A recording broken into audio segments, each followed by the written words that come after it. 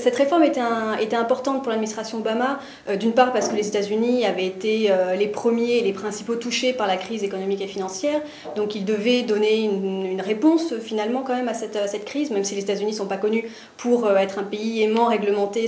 le secteur économique. Mais là, l'administration Obama a tenu quand même à imposer, à mettre en place une loi, d'ailleurs soutenue par la population américaine, les Américains, on le voit dans les sondages, étaient favorables à ce que le secteur financier soit mieux encadré. Donc c'est l'objectif de cette loi qui vient un peu mieux encadrer l'activité des banques, des institutions financières et rendre l'octroi de crédit un peu plus compliqué. Donc tout ça, c'était l'objectif de la loi qui a été votée il y a peu au Sénat. En revanche, on voit quand même que c'est un texte qui est un peu édulcoré par rapport à ce qui était prévu à la base et que pour certains, Wall Street a quand même réussi à limiter la casse pour éviter que la réglementation soit trop forte. On se rend compte aussi que, même si c'est une grande victoire, parce que c'est quand même la plus grande réforme de Wall Street depuis les années 30, enfin du secteur financier en général depuis les années 30, on se rend compte aussi qu'il y a aussi eu certaines difficultés. D'une part, l'administration a dû faire des concessions sur les ambitions de départ. Et puis on voit aussi que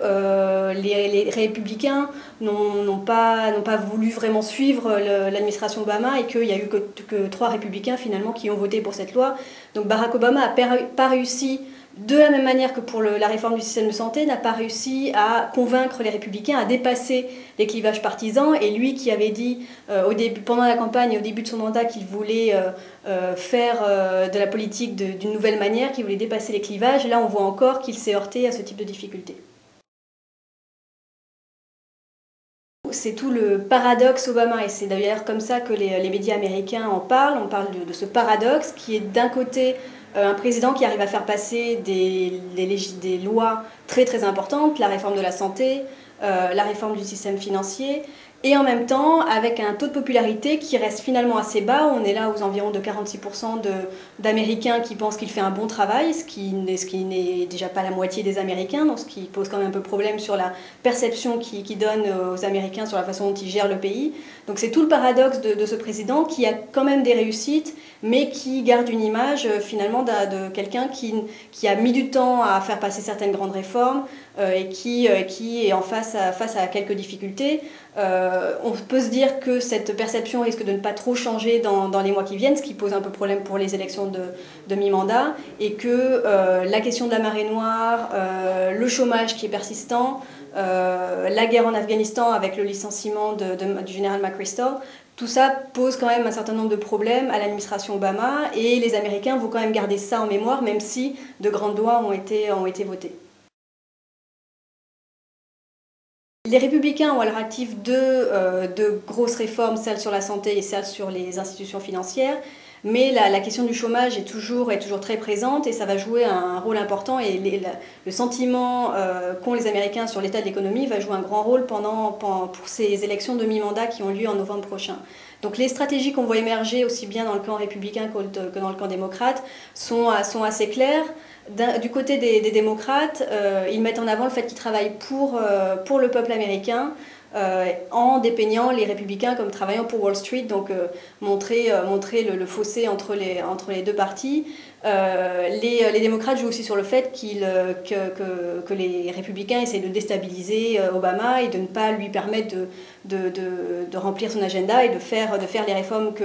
dont le pays a besoin. Donc ça va être une attaque que les démocrates vont sûrement faire sur les républicains. Du côté des républicains, ils vont plutôt mettre en avant que les pouvoirs du gouvernement ne font qu'augmenter depuis qu'Obama est au pouvoir, c'est-à-dire qu'on donne plus de pouvoir à l'État central, et c'est vrai que ça c'est un sujet qui est toujours un peu sensible aux États-Unis. On a toujours un peu de mal à donner plus de prérogatives à l'État central, et ils accusent aussi les démocrates de renforcer la crise ou au moins de ne pas essayer de la juguler, et que les lois qui ont été passées récemment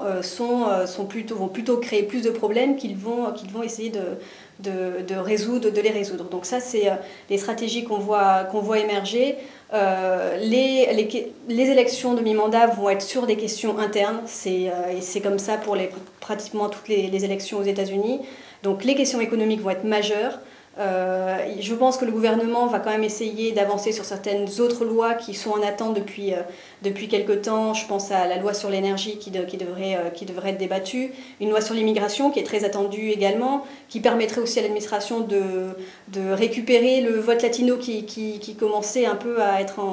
en désamour avec Obama, donc de conserver ce vote latino, le vote des Afro-Américains également. Donc ce sont des sujets qui devraient être entamés à la rentrée prochaine, avant les élections, mais les questions d'économie vont primer pendant ces élections de mi-mandat.